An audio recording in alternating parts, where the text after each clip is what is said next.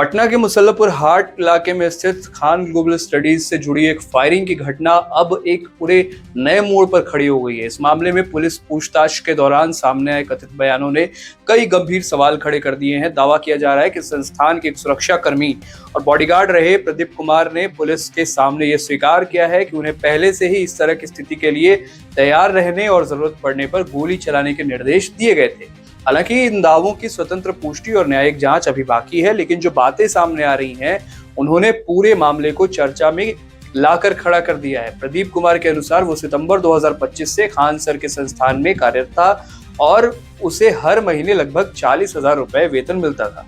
उसने बताया कि नौकरी शुरू होने के कुछ समय बाद ही उसे और उसके साथी बॉडीगार्ड तालेश्वर सिंह को विशेष निर्देश दिए गए थे। उसके अनुसार मुसल्लपुर हाट क्षेत्र में कई कोचिंग संस्थान है और वहां प्रतिस्पर्धा काफी तीखी रहती है। विभिन्न संस्थानों के बीच अपने नाम और प्रतिष्ठा को लेकर अक्सर तनाव और विवाद की स्थिति बनी रहती है और ऐसे माहौल को देखते हुए उन्होंने सुरक्षा के लिए तैनात किया गया था।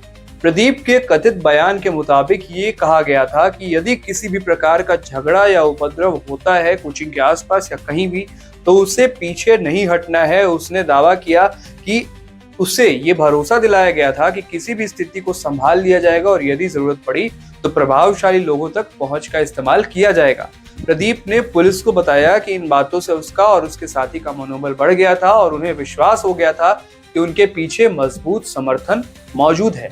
पूछताछ में प्रदीप ने यह भी दावा किया कि घटना से लगभग 4 से 5 दिन पहले ही दोनों बॉडीगार्डों को विशेष रूप से सतर्क रहने के लिए कहा गया था। उस समय बिहार पुलिस भर्ती परीक्षा के परिणाम की चर्चा अब थी और खान सर जीएस एकेडमी अब चयनित छात्रों के सम्मान समारोह की तैयारी भी चल रही थी।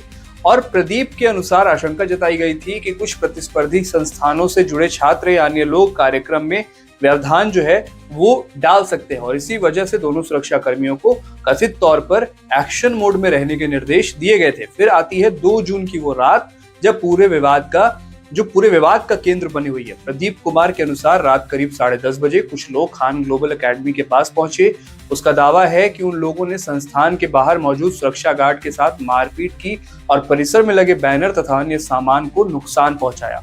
हालात तेजी से बिगड़ने लगे और वहां अफरा तफरी का माहौल बन गया। आसपास मौजूद लोगों की भीड़ बढ़ने लगी और तनाव लगातार बढ़ता चला गया। प्रदीप के बयान के मुताबिक ये सब हो रहा था तब संस्थान के भीतर मौजूद लोगों तक भी इसकी जानकारी पहुंच गई।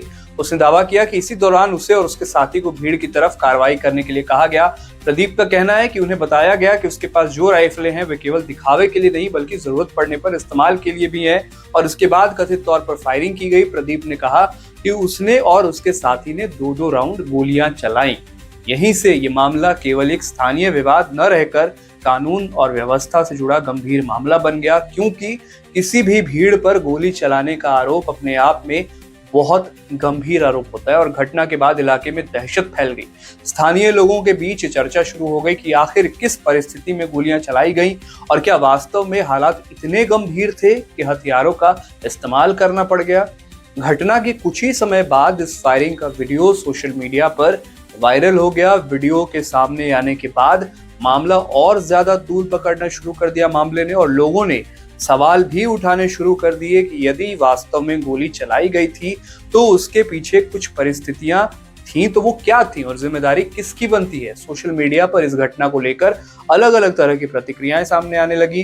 कुछ लोगों ने सुरक्षा के तर्क दिए तो कुछ ने इसे कानून व्यवस्था के लिए जो है वो चिंताजनक बताया कि आखिर ऐसी स्थिति बनी तो पुलिस के आने का इंतजार क्यों नहीं किया गया। हालांकि वीडियो के वायरल होने के बाद पुलिस हरकत में जरूर आई और जांच शुरू की गई और जो संबंधित लोगों से पूछताछ होनी थी वो पूछताछ की गई। प्रदीप कुमार के अनुसार जांच के दौरान उसे और उसके साथी तालेश्वर सिंह को खान ग्लोबल के कार्यालय से हिरासत में लिया गया और पूछताछ के बाद दोनों ने अपनी राइफलें, गोलियां और हथियारों से संबंधित दस्तावेज पुलिस को सौंप दिए। इसके बाद पुलिस ने पूरे मामले की कानूनी प्रक्रिया को आगे बढ़ाया। इस पूरे खबर पर आपकी क्या राय है हमें कमेंट बॉक्स में जरूर बताइएगा। विचार लाइव देख रहे थे आप, मैं हूं विकास।